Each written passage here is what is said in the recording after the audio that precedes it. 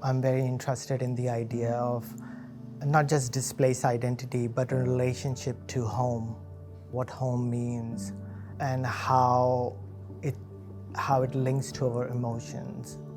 And as a migrant especially, it's becoming more and more important to me. My name is Abdullah M. Syed, and I'm an interdisciplinary artist who believes in the power of storytelling from a cross-culture perspective. As an Australian resident, I occupy a diasporic space as a migrant with strong connections with my Pakistani Muslim heritage, culture and roots. As an international student, I remember I've always been very fond of the library. The library has always been, for me, a safe haven.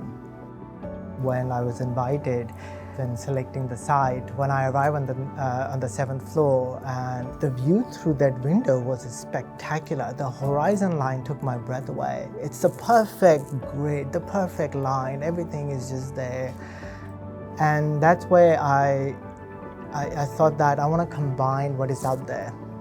I want to bring this beautiful horizon line, the Sydney city, the colors, the nature, the garden, the birds, everything that I saw at that time. And I said, how can I do that? And immediately I remember one of the series of work that I'm doing called Chaha Baal, which in Urdu language or in Persian language is called Chaha Baal, but in Urdu language is called Char Baal, which literally translates into 4 gardens. It's a mythical garden, which is based on the ideas of a spiritual realm, but also it's the heavenly garden on earth, and it's divided into 4 square. And I thought that would be very interesting to bring that in because they are the basic. These 3 shapes are basic, every child learns. I generally use a very limited color palette as well. My color palette is also primary. In many ways, my work has a playful quality in terms of that. And at this point, I would say that if somebody would ask me to describe my artworks that I make, so I say this is excessive minimalism.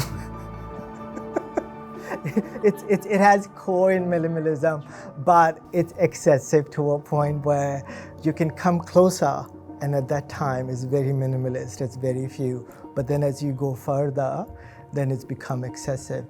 And I think murals are like that, and I love them. I love murals who can do that. Because this space is very chaotic space too, because there's elevator opening and then people are coming and going. So there are moments of quiet moment when you're waiting for the elevator, and at that time you can ponder, you can think. And those glimmer of, gold that I talked about, the gilded gold, or a figure of a bird, or a rose there, and lotus there, and then, filled circles, you will say what it is, and then you want to come closer and inspect it. And at that time, your universal vision or the larger vision becomes smaller and smaller and smaller.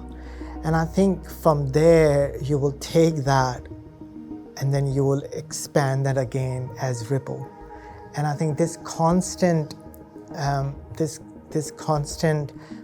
expansion and contraction is very important for this work. And I think in the library setting, we also do that. We read one book, we read one chapter. It's a very close idea at that time, and you continue reading. And that's what we want people to do. And then when you read, then your imagination will open up, and then you ponder, and then you accept more ideas, and it becomes inclusive. Then you invite others, and then you respect other thinking, and then you don't disregard them. So it becomes a mutual relationship. So those ripples are not only expanding, but they're also bringing you to the center. And then we have a common ground, basically, the commonality. That's where we are heading anyway. So that's what this is all about.